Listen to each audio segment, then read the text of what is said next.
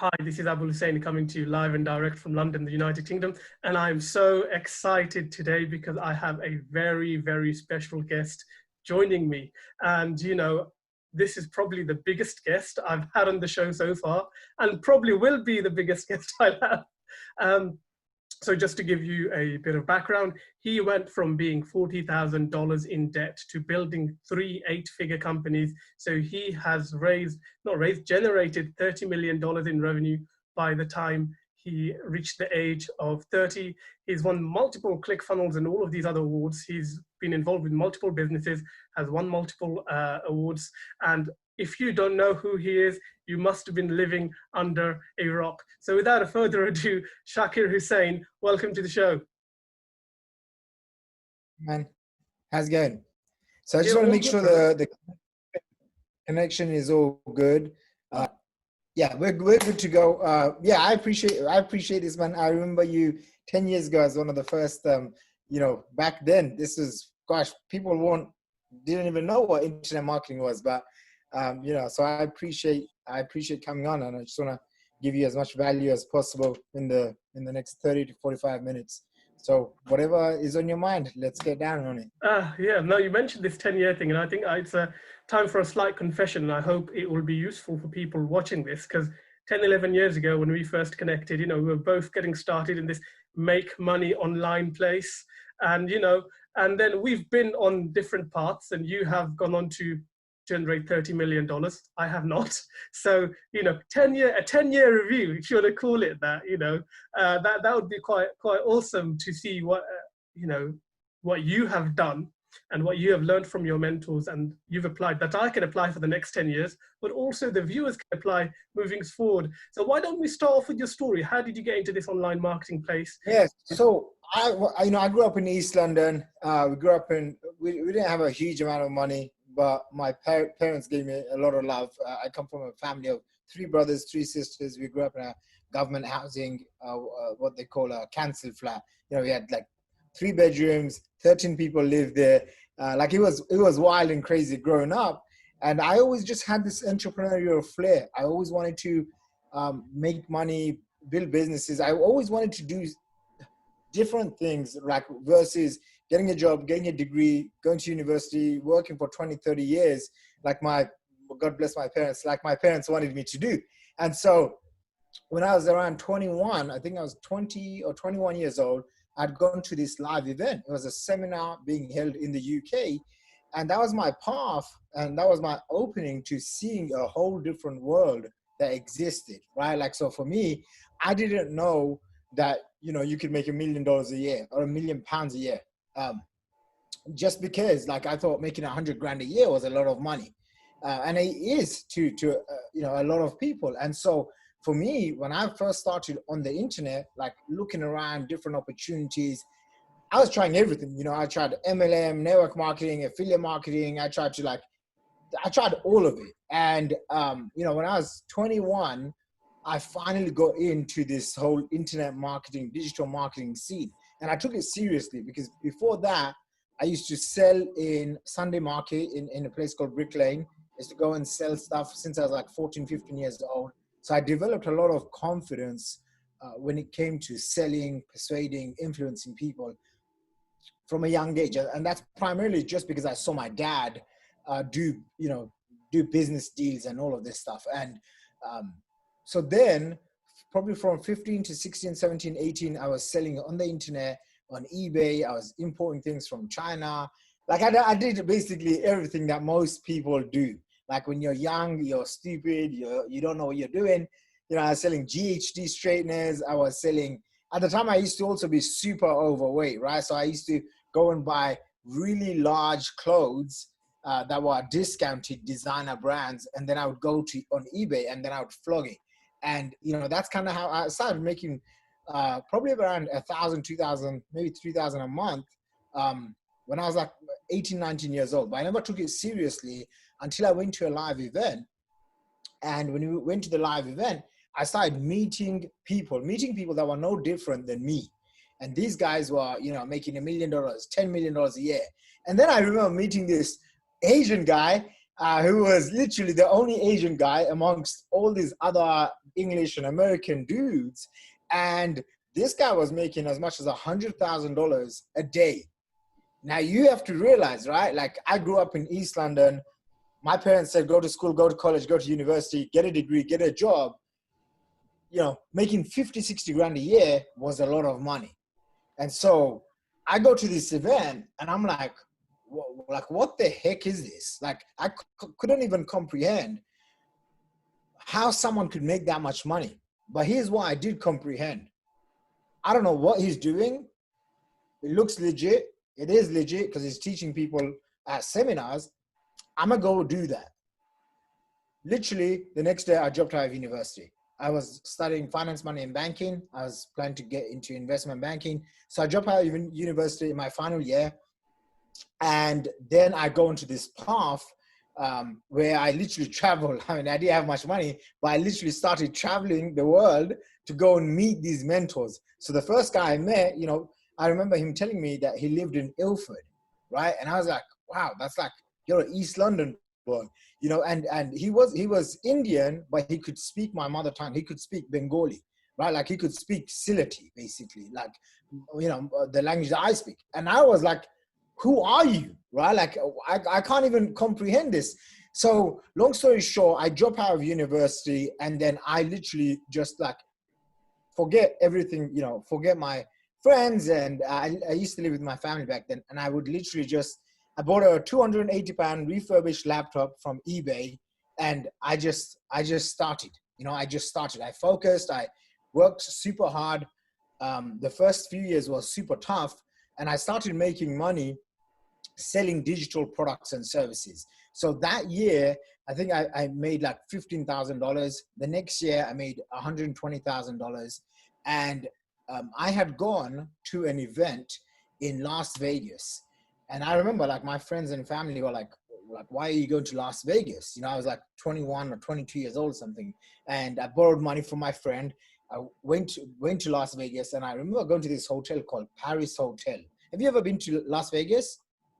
No, not yet. Not to the States yet, but maybe in a couple of months. Okay. Yeah. So I traveled to the US for many, many years and whatnot. And so, you know, I would go to Las Vegas. And when I went to Las Vegas, I remember very clearly, like, meeting all of these people. And I'm actually going to show you something. This is crazy. But give me a second. Because I actually have these tags. If you can see here.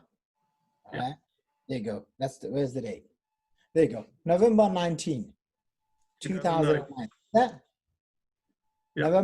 November 19, 2009. That's the day I went to, or a few days before that, I had gone to Las Vegas. And this is literally 10 years old now, right? This is 10 years old. So I go to this event and I meet a lot of people. And what I found out from a lot of these people were that they were making a lot of money. And that was number one. And number two, they were no different than me, right? Like, they didn't have magical skills, or they didn't have, like, you know, 4 hands or something ridiculous, right? They didn't have, people don't even have 4 hands, but you get the point, right? Like, they didn't have a lot of these things. And as I was growing up, I used to do construction work with my dad, right? Because my dad owned a construction company. And they would go in and basically, you know, tear down houses and build houses and extend houses and whatever. And when I was in Las Vegas, I met this guy he must have been in his 60s, couldn't speak proper English. And he used to also be a construction guy, right? So I kind of just resonated with him for whatever reason. And I asked him, you know, like, how much money is he making? And, you know, he tells me he's making like more than $50,000 or $60,000 a month. And like, it was at that moment, I just said to myself, like, tell me what I need to do and I'm going to go do it. Like, just tell me. And that's what led me to the path. So I came back to London. I hired my cousin and a school friend. So 2 people. I literally moved from my house. I didn't really move, but across my parents' house was my mother's friend's house. And she had one of those back garden sheds. You know what I mean? Yeah. And she had it's so crazy, but she had converted this back garden shed into a bedroom, like a 2-bedroom or something, right? So she could rent it out, but that's illegal. And then the council basically said she's not allowed to do that, right? You know, she's just an auntie, right? She didn't know what she was doing. So now she has this place and she can't do anything with it, but she can rent it out to me for £50 a month. And so that became my first office with 2 guys. I didn't have much money to even feed these guys. So my mom would make curry and rice, and these guys would eat it. And so anyway, that's how I started. And within 3 years, I made my first $1 million. So I went from 120K, 275K, then to $1.2 million. I was probably around 23, 24 years old. And then by the time I was 26, I made my first $10 million. And then, you know, all praise to God, I done $30 million, which is about maybe 25 million pounds, before I turned 30. And so, you know, that's kind of the journey. And in that time, I've been able to travel around the world a few times. So I also lived in different countries for like a solid few years at a time. Singapore, everywhere, basically, America, all over. And so now I'm back in London for a bit. And yeah, that's kind of the business in terms of like the journey. If you want specific lessons, I'll go into specific lessons. Again, like you can ask me whatever. I'm an open book. So I know you're an open book, and I really appreciate you joining me, because I know you're very busy and you charge like $4,000 or something for an hour worth of your time. So I'm not paying him $4,000, but you know, I want to make sure I get value for money here. So, you know, when you started off, because I remember 11 years ago, right? I mean, I was creating information products. You went into essentially a network marketing company that had a funnel and everything set up. And you were telling me you were selling high ticket financial products. I'm like, what the hell is this guy talking about? Anyhow, you went into this company and you literally took it over, right? You became like, you got an award, Carbon Copy Pro or whatever it was called, right? yeah, it was called Carbon Copy Pro. When did you get your first breakthrough with your opportunity? You know, my breakthrough came so before I used to just go out and chase opportunities, right? Like I tried to do anything that I could like make money. I did construction work, and then I was like, I should just take over my dad's company. I tried anything and everything under the sun. And see, most things work. Like most business models actually work. It's the person that doesn't work, right? So I realized it's my psychology. I need to fix my psychology and how I behave, how I act, how I behave, and how I produce. And so I started doing a lot of work on my mindset, and I came to realize a couple of realizations. One of them was like I could sell low ticket clickbank products, you know, $50, $100 digital products, or I can go and market $5,000, $10,000, $20,000 programs. You might think, but you know, who's gonna go buy this? There's plenty of people. Like there's, you know, tens of millions of millionaires. Like, you know, I think it's something like a few thousand millionaires are created like every single week or so, something crazy. Like the market is there for if you want to sell high ticket, right? And so I used to try and do low ticket marketing, sell cheap stuff. And I just realized like, I didn't like it. I didn't like working with broke people. It's just like way too hard because, you know, you have to go and buy traffic from Facebook, from YouTube, from LinkedIn, whatever. And when you get traffic, which is people coming into your business, if you can't convert them, then you don't make money, right? Like if you boil it down, the way you make money on the internet is you have traffic, and then you have something called funnels, right? Traffic, which is people, and then funnels is essentially your shop, your product, your service, your gadget, your gizmo, whatever, potion, lotion, totion, whatever you're selling, right? So if you can get more people coming into your store, your website, your funnels, then you can make more money. Now, the big mistake people make is that they don't have a sales funnel which has high ticket programs, or they don't understand how to get traffic. So for me, what I realized in the earliest days was, you know, I could find someone else's funnel or someone else's products and services, and I can market that, but I need to get good at traffic. And so I got really good at traffic generation, specifically something called email marketing, where you send out emails. You know, and at the time, because I was like super overweight, I didn't have a lot of confidence. I didn't want to speak to anyone. I just wanted to sit behind the computer, make a lot of money. And so I learned, and I realized that email marketing was like was the thing. So I started building a subscriber list. And a subscriber list is essentially, you know, people coming in, they're giving your name and email address.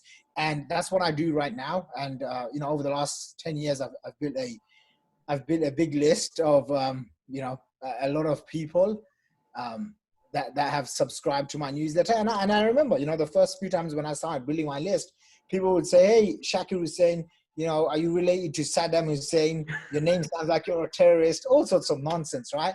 And I had a lot of haters and all this nonsense that you experience when you know, start becoming successful, so to speak.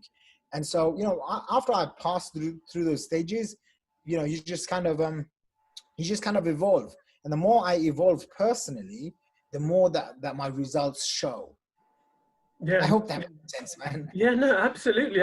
I'm listening. I'm soaking you all up, right? Because you say you've got an email list, and I've been on that email list for 10 years, and I know you send an email every day, right?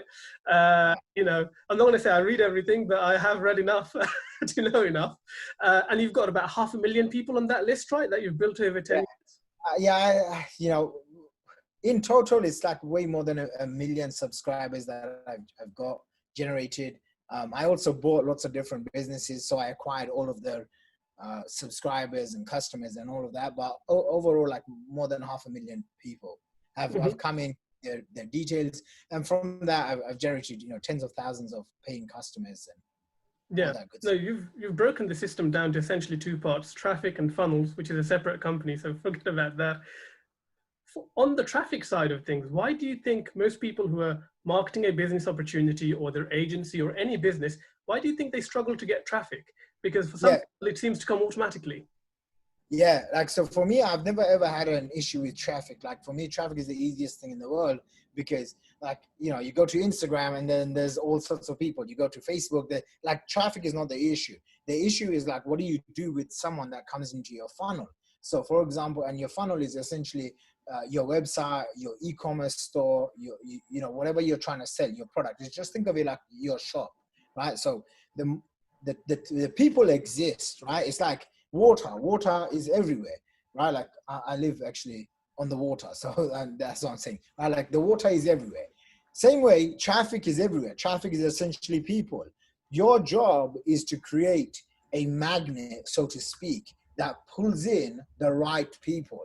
And see, most people focus on, like, they focus too much on, like, their product, trying to make this product, you know, like, perfect, or they focus too much on, like, how do you get customers.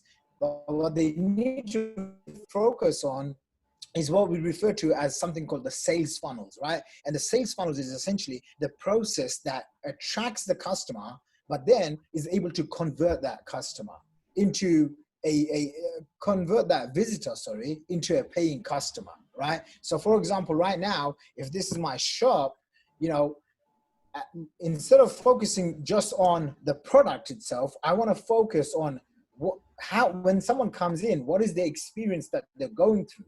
And these series of steps is what we refer to as a sales funnel, right? Or a website. And so why do most people fail is because they don't understand it. You know, business is not emotion. It's not, you know, hocus pocus. It's basically numbers. And when I was 21 years old, I was very fortunate. Some of my mentors, these guys were multimillionaires. And, you know, I was a young broke kid. So naturally, whatever they said, I soaked it all in.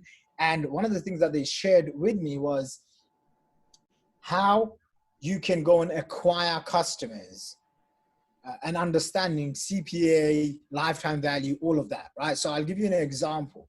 I was probably 21, 22 years old, and I'm in New York, right? And you know, I'm selling this product. It was like a $10,000 product. Excuse me. It was a $10,000 product, but on the front end, it was like a $50 program, right? So you get someone in for $50, and then you have a few upsells, you know, and that's how you charge like $10,000, $20,000. And I remember, like, listening to these guys, and they were talking how they were spending $150 to $200 to get that $150 customer, right? And so for me, I was like, you know, I remember, like, walking into the conversation, and I was like, hey guys, like, what are you guys talking about? Like I have no idea what you're talking about. And I flew all the way from London, you know, and I was the youngest kid in the room, and I was like, what are you guys talking about? And I remember the two guys, Michael and Andrew, those are the names. They literally sat me down and they broke this down. And it was like a very simple thing that made my mind go, oh, like I understand that. How much can I spend to get a customer to acquire? We call it CPA, cost per acquisition. And then how much is that customer going to be able to spend? And that's what we refer to as a lifetime value. So if you can literally just understand that, like how much can you spend to get a customer and how much is that customer worth to you? Well, let's just say in my business, a customer is worth, let's just say on the low end, $10,000, right? $10,000. Now, if I go to Facebook and I spend $50, $100, $500, $1,000 to get one customer, that means on $10,000 value, I could make 9 times my money. And that, just understanding that basic math, right? And I failed in math and school heavily, and I don't have a degree or anything, right? And so once I understood that became the foundation. And I got 3 questions that I always tell myself, right? Like, how much is my lifetime value customer for any of my products and services or my businesses? Then I ask myself, what's the cost per acquisition? How much can I go and spend to acquire that customer? And then the last one I ask is, where is the customer? Right? The last one is like, okay, which platform are they hanging out on? Right? Like by almost never ever do I like focus on the traffic. I focus on the who, the customer, what their pain, frustration, needs are. And then I figure out, okay, what are they spending? So sometimes you're going to see someone spending, you can sell a book for $10, but you can also sell a book packaged up with a course for $1,000, all the way up to $10,000, right? And so those were my big breakthroughs when I was getting started. And if you can understand that, then you can and you start developing what I call scalable income skills, right? And what a scalable income skill is basically when you develop a skill that the marketplace pays you a lot of money for. So for example, email marketing, building sales funnels, social media marketing, YouTube marketing, LinkedIn, copywriting, webinar marketing, being able to speak on videos, being able to speak on stage in front of people. These are scalable income skills, right? So one, what that means is it's scalable, right? Scalable means like it doesn't rely on you doing one-on-one. Because when you start trading time for money, one of the reasons why I charge $4,000 an hour for my time is I just don't want anyone to buy it, right? Like I just had a guy, who paid me, I think $3,000 or $4,000, and then I was on the phone and I gave him tremendous value, but the fulfillment level for me is very low, right? Because I'm trading time for money. It's like being in a job. And so I don't want to just consult, because I can consult my own business for an hour or 2, and I could probably, make an extra couple of $100,000 or an extra few million. So I don't really do consulting, and I do have like large consulting packages that are 100K and all of that. But once I started developing, understanding these questions, how much is my customer worth to me? What's the lifetime value? Where can I go and acquire them? And then I also understood, what are the skills that's required? And so if you are listening to this, right, and you are here and you're trying to get there, the gap is what's holding you back, right? And we can say, there's fears and emotions and mindset, but when you kind of rip all of that stuff apart, what's really stopping you from your goals is a lack of skill acquisition, right? And skill acquisition can be you acquiring the skills yourself, or you go and hire someone that has the skills. So for example, I have a team that does YouTube ads, Facebook ads. I have a team that does social media marketing for me. And I don't necessarily have to do any of those things because I can go and hire out those skills. Now, what happens if you don't have the money or the time or the energy? Then really you have to develop those skills. And most people, they focus on acquiring the wrong skills, right? They think that making a picture looking pretty on Instagram or posting 5 times a day on social media, that's what's going to get them sales and money. That's not necessarily how it works. Being able to learn high scalable income skills, which are in demand, which are rare, which are hard to acquire. But if you do acquire them, it's going to really take you to the next level. So my first scalable income skill was email marketing, right? I started doing email marketing and I made my first 100K. And then I started learning about phone sales, picking up the phone and closing people for 5K, 10K, 20K. And then I made 275K. And then I was like, okay, cool. I know these two skills. I don't want to do any more phone sales because there's no leverage in it. Okay, let me go and hire someone. So I hired one guy. And then the next year, my income went to $1.2 million. And then I, went to my mentor and I was like, how do I double my month? How do I double my income? So I went from $1.2 million to 2.4 million because I started doing something called webinars. And then I was like, wow, webinars are awesome. Like I can just present once and sell a $10,000 program and I'm good, right? Like my last webinar, I don't know how advanced your audience is, but I'm guessing like the marketers and stuff. They'll know what a webinar is. Okay, they know what webinars are, yeah? So one of my last webinars, I sold a $10,000 package and I got 120 customers at 10 grand, right? That was like a $1.2 million $1.2 million webinar, right? And like, I remember after that, I was thinking to myself, whoa, like, holy smokes, like this is so insane. Like I didn't even do the slides. Like I just presented the offer, but I was like, damn, I just worked for like 3 hours and that's crazy. Like who makes $1.2 million in a few hours? So obviously I had built a list, I had built authority and positioning and credibility and whatnot. And then I took that webinar and I automated it and we did $3 million from that webinar. And when I break down the hours that I put in, how much each hour is worth, it's like my time is worth like 50 grand an hour. And I'm like, so if my time is worth 50 grand an hour, that's why I don't really do, I mean, I have group coaching programs and all of that, but I tend not to do one-on-one work because it's just not the maximum use of my time. So I got really good at doing webinars. After I did around $2.4 million, the next year I did $3.6 million. And what I started doing is I started hiring more people. So I started hiring a sales guy, an appointment setter, something like that, right? After that, the next year I did, I think it was 6.5 million. And what I started doing is I started getting really good at building teams. And so I started building teams, hiring people. So hiring like, I always had an assistant from day one, but I always like tried to hire my weakness. So I focused on my strength, which is only like 3 things: sales and marketing, coaching, speaking, and basically coming up with new ideas, right? Like I don't know much about anything else. And I just tend to stay very focused on what you call my genius zone. I focus on, I like to wear black t-shirts because I don't want to make decisions, right? Like I am always wearing a black t-shirt. I don't, I have like same Hugo Boss jeans. I don't like to, I like to eat the same thing over and over again. I don't watch TV. I just tend to just stay focused on my goals.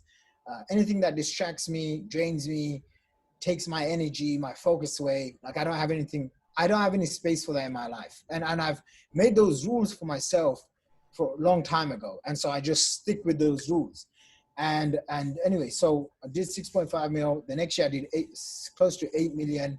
And I had built a team of around 55 people, 35 full-time. And then the others were like on contract, part-time, whatever.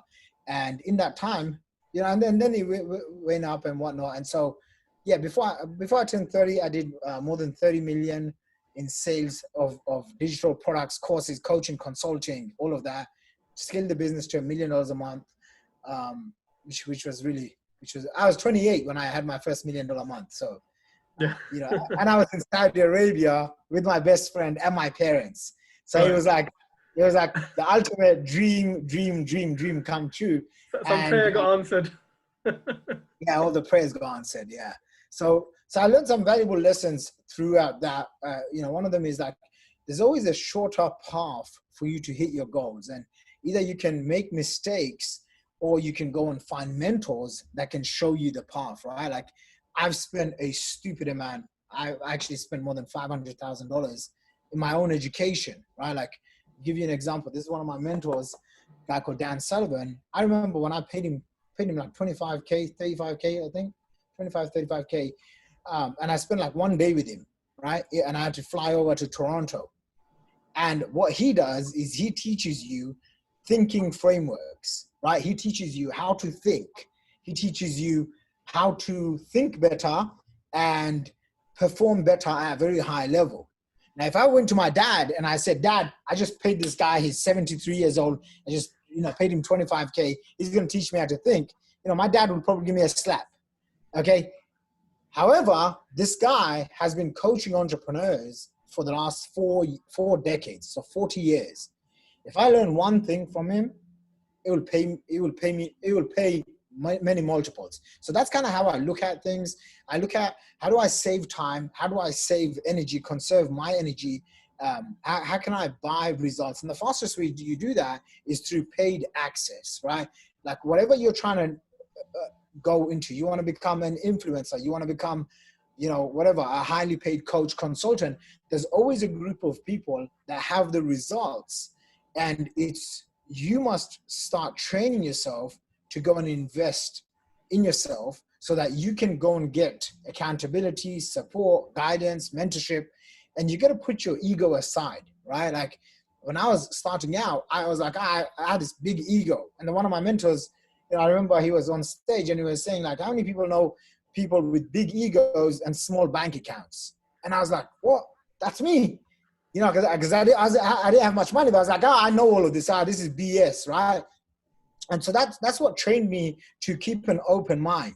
Most people, they don't achieve any results or they don't grow to a place that they're proud of. Forget comparing. They don't grow to a place that they're proud of is because, there's something in their mind that holds them back, whether it's fear, it's skepticism, it's negative behaviors, they self-sabotage themselves, they get complacent. For me, I'm just getting started. Like the last 10 years, this was just practice. Like this was just practice. When we have another conversation in 10 years time, yeah, that's why I want to be like, okay, cool. I'm going somewhere in life. I mean, I know we've got a couple of minutes left with you. So one final question for you really is, you've touched upon building authority and credibility, and that is something that has helped you quite a lot. Someone who's starting out, right? Someone who's watching this and they want to make a change in career transition or whatever, how can they start building their authority by taking a couple of baby steps, if you like? Yeah. So, we can, by the way, I just checked my time. Yeah, we can go for another 15, 20 minutes because Okay, that's cool. why, 15, 20 minutes, 3:30. So another 21 minutes. When you are starting off, one of the fastest, easiest ways to build credibility is go and interview someone else. So just like what you're doing here. Number two is go and be around the people that have the results. And sometimes you have to pay them. You have to join their masterminds. Sometimes you have to go and invest and make uncomfortable decisions, but be okay with that because outside your comfort zone is where all the growth lies. Okay. Another thing is once you start getting good at your skill, right? Remember what I said, you want to go and be good at skill acquisition. Once you get really good at skill acquisition, acquiring new skills, reading the books, going to the seminars, learning off mentors, once you get really good at this and you can start getting results, your credibility will become a magnifier, right? Like when I got featured on Forbes, when I was, I think 28, that year I did like $8 million, just shy of $8 million. And once I got featured on Forbes, it really magnified my credibility and my authority. And so, most people, they're trying to get over here, but they haven't planned out their first 3 to 5 moves. And that's what you want to get good at. And the way you engineer and you create authority is, nothing beats cold, hard results that you get for yourself or results that you get for other clients, right? So that's what's helped me charge a lot of money for my services, is because I get results for myself. Client comes in, they pay us a lot of money, they invest in themselves, and then we're able to help them grow their business to new heights. Mm-hmm. And you've been involved with quite a few different opportunities, and you've pivoted over, you've had quite a few challenges as well. Now, every time you obviously go into any opportunity, you have competitors, people who are starting out, say with their network marketing company or any opportunity right now. They will need to kind of differentiate themselves to stand out. what are some of the tactics that someone could use to stand out from the competition and draw the people to, I suppose, purchase with them rather than their competitor? Yeah. So, I mean, I don't really do network marketing now, but in my younger days, I certainly did online network marketing. This isn't talking to friends and family like most people do. This is setting up online marketing systems that would bring us lots of customers. And one of the ways that you differentiate yourself is by putting yourself out there with a unique story that's around you, right? Your story is what will make you different than everyone else. You know, there's a reason when I started this presentation, I shared with you my story, because some people that are going to listen to this and, you know, start following me or whatever, they will resonate with a story. So your story is what creates a brand, and the story is what also differentiates you. And when you start sharing your strength and your weaknesses, your experience, your expertise, your culture, your values, when you start adding all of these things in, now you start creating a unique identity for yourself. And when you lead with that, it's like no one can compete with you. Does that make sense? So for example, it's like the ClickFunnels awards, right? Like, you know, there's so many people that have won these awards. And I'm like, oh my gosh, everyone's got one of these fancy awards. This is what they look like, actually. This is what they look like over here, right? Not my watch is this over here, okay? And, I was like, okay, how do I differentiate myself from everyone else? And I was like, well, I've got not one, but I got 2 8-figure ones, right? And so I also got them before the age of 30. Okay, I'm just going to brand myself as the leading funnels expert under 30. Okay, so, I help businesses, automate their customer getting journey through sales funnels. And so it's all these small little things that you can weave into your marketing. And when you can do that, you stand out from everyone else. One of the best pieces of advice that I was given when I was 21 years old is look at what the masses are doing and then ask yourself, how can you do something that's opposite to everyone else?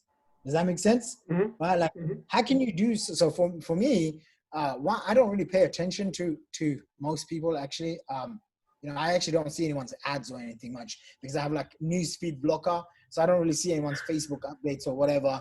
On my YouTube, I have like a YouTube blocker, so I don't see anyone's YouTube videos because I like to live in my own bubble, right? Like I like to live in my own world. And so I'm not distracted by everyone's shiny objects. So I come up, I figure out, okay, where do I want to get to? I figure out who's already been there, right? And then I reverse engineer, what do I need to do on a yearly basis, on a monthly basis, on a weekly basis, on a daily basis, down to the hour, right? Like what do I need to do? And then who do I need to become? That's kind of how I present that. I think that's what I would say. Other than, how you get good at authority is by understanding and learning mental triggers of human psychology and being able to understand where your prospect is, meeting them where they're at, being able to help them in a way that they look at you and they say, oh my gosh, forget everyone. He or she is the only person that can help me. When you can make someone feel magical in that sense, where they feel like, where have you been all my life? Right? Like that's what your prospects need to feel. So in my marketing, or when I do webinars and stuff, people will often say, like, where have you been? Like, why didn't I come across you before? Like, you're the guy. And it doesn't matter if there's like 1,000 other funnel builders or coaches or consultants. So what you do is you craft your own blue ocean. And when you craft your own blue ocean and you stay consistent, this is one of the biggest keys, right? Like you got to stay consistent. If you see my emails, like you said, you've been getting my emails for 10 years. I'm staying on top of mind. You know what I mean? This morning I had a lady, she bought one of my programs. It's like a 20 grand program. And guess what? She's been following me for like a decade, right? Like the first time I did a seminar in Singapore. We had like 900 people. The first time ever she was sitting there in that seminar, and she's been following me for the last decade. right? And so why does she keep buying? There's so many other people out there, but she has that authority. She looks at me as an authority when it comes to this area of sales funnels, of building online businesses. Does that make sense? Yeah, no, Right? absolutely, absolutely. And no, and you practice what you preach, because obviously, if anybody visits your profile, and I'm going to tag you to this, and they'll all be absorbing your profile. You know, you've been pictured with Richard Branson and quite a few other authorities. You've paid a lot of money to Tony Robbins as well as one of your mentors. So I suppose, final question to you before we wrap up. You've got this Yeah, five. you should take lots of pictures, by the way. For some reason, people like to see you with famous people and whatever. But I get a thrill out of it because sometimes they're my business heroes and stuff.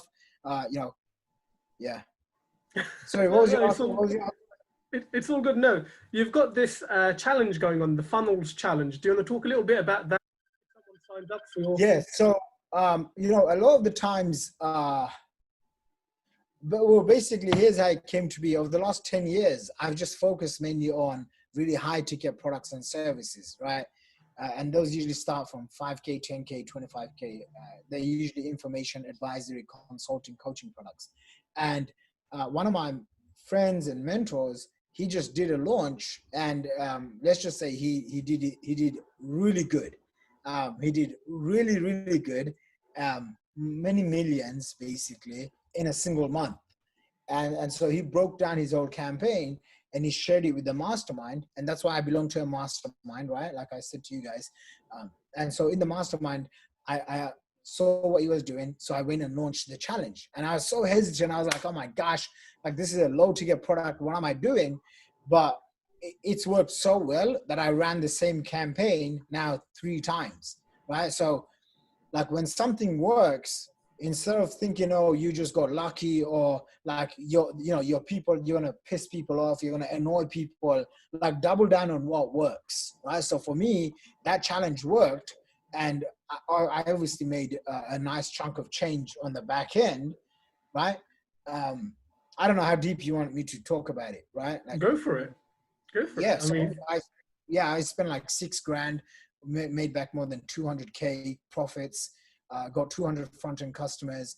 Main traffic source was Facebook, email marketing, just maybe 10% off Instagram, mainly email marketing and Facebook. So I did that campaign. So now my next plan is, how do I get 1,000 people in that challenge, so I can have a $1 million week, basically. and I'm sure you'll get there. I'm sure you'll get there. Now, on that note, Shaqir, thank you very much for your time.